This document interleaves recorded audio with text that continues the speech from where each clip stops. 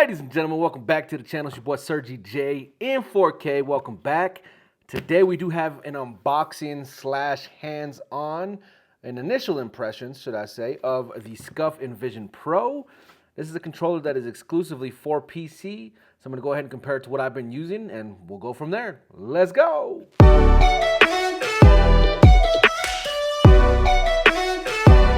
All right, so as you see here, we do have the Scuf Envision Pro. This is in white. You can get this controller from Scuf directly. Unfortunately, as of now, last I checked, they were sold out. Or you can actually get these from Best Buy also, which is kind of nice because when they released the initial Scuf Reflexes, the ones for the PS5, these you had to get directly from Scuf. They didn't sell them in stores. I actually don't think that they still do. So definitely nice that you can do that. Now, if you see my previous videos, oh, look at this. While doing the unboxing, I don't know how well it'll pick this up, but they actually have pull tabs for the stickers, so you don't have to use a knife or something, which is kind of convenient. That's a Apple-style unboxing for you there, in my opinion. But going back to what I was saying, as if you've seen my previous videos, you do know I am primarily a PC gamer. So the Reflex Pro, the Scuf Reflex FPS Pro, excuse me, it worked for me. I did like it. I enjoyed it. But, you know, it was something that, was great, but you don't have the functionality that you do for something exclusively built for PC. So once you take this off, pretty much you get the standard Scuf box. If you've ever had a Scuf box, you'll notice that they have like a push to open or pull to open here. And then you, of course, get everything there. Now, as you see here, you're getting the Get Started. You get a warning label. You get this, which is pretty funny because that's kind of on there. But you get a warning label here that tells you that you need to download the iQ software first, install the drivers and everything to get this actually to work on the PC. So we'll go ahead and we'll do that. You get a protector, toss that aside.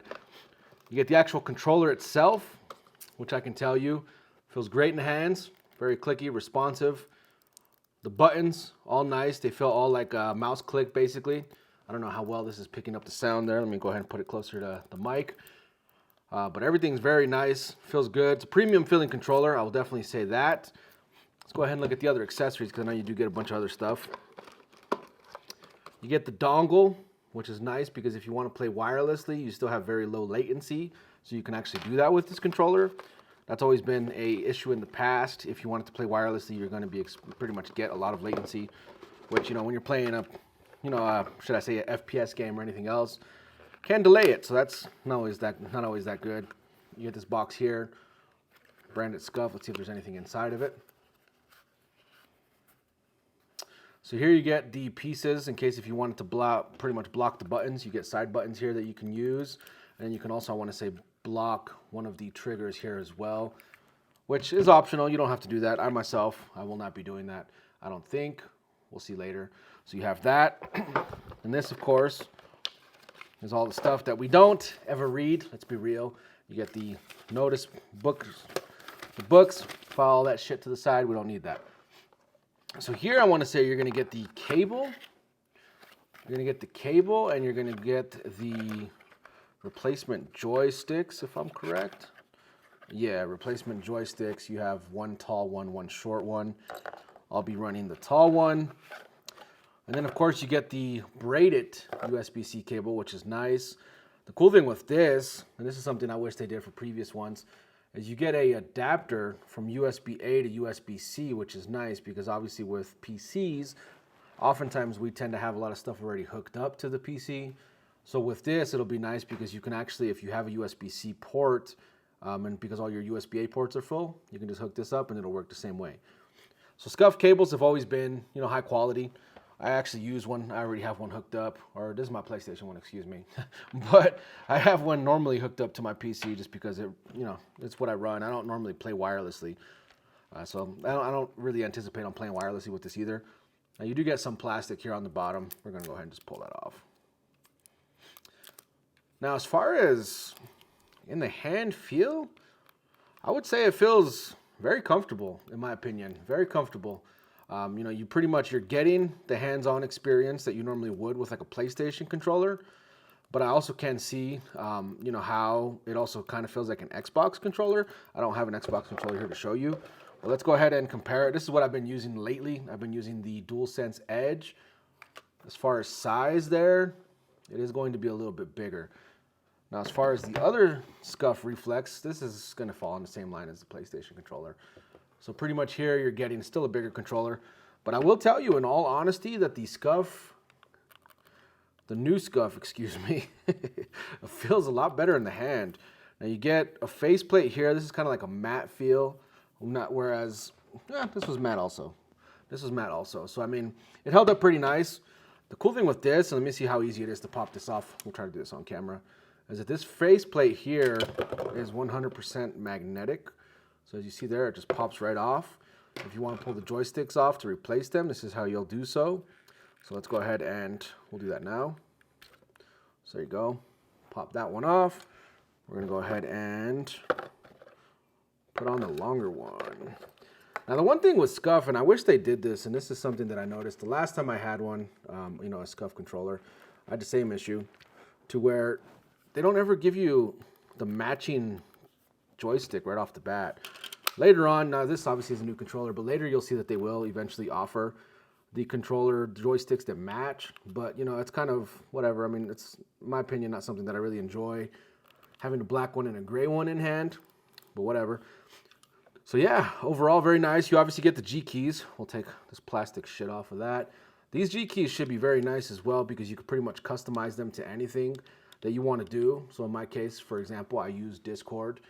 So, you know, I'll probably program one of mine to hook up to the Discord controller, which I think will be pretty good. Just because, you know, with that, you can, rather than have to do, you know, use your mouse or anything to, you know, end call, you can pretty much press one of these G keys.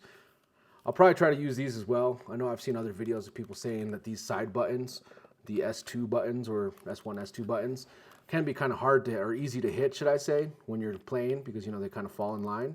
I myself, I mean, I might, you know, we'll see, we'll try it. But everything feels very good in hand. Now, obviously, you do get adjustable triggers on this as well. I want to say from what I've seen, this is how you pretty much do it. You press these here back to the sides. And then they should be going into mouse clicks.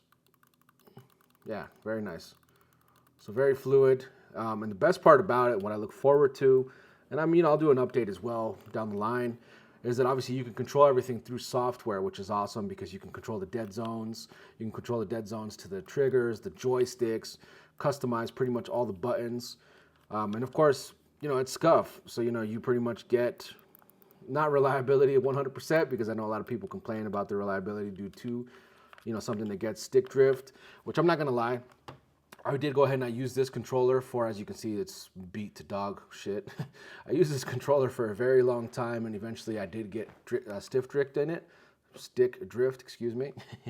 But it took me probably like a year and a half of using it to get that, which at that point to me, I mean, you know, we play with these a lot. It's going to happen anyways. I understand that they could have put Hall effect, you know, joysticks in this, which would have made it a little easier, but I'm not really worried about that. You know, when you're paying for something like this is going to be cheaper than the Scuf Reflex. I want to say it came in at $179 for the wireless, which is the Pro. You want to get the wired one, I think it's $149. So it comes in cheaper just because they don't have to pay any licensing fees directly to Sony or anything like that. So that's nice, Sony or Xbox. So yeah, overall, initial impressions, I can tell you feels great. You know, in my opinion, I can tell you it actually feels better in the hand than the PlayStation controller does. It just fits more fluid.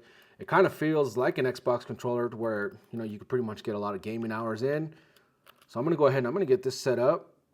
And yeah, if you guys have any questions, you want to see a reliability, you know, a few months down the line, or you want to see me do any other unboxings or reviews, go ahead and let me know. Until then, guys, it's your boy Sergi J, and I'm checking out. Again, we have the Scuf. This is the, I completely forgot the name. The Scuf Envision Pro controller. And this has been my initial hands-on review. Thank you for watching, guys.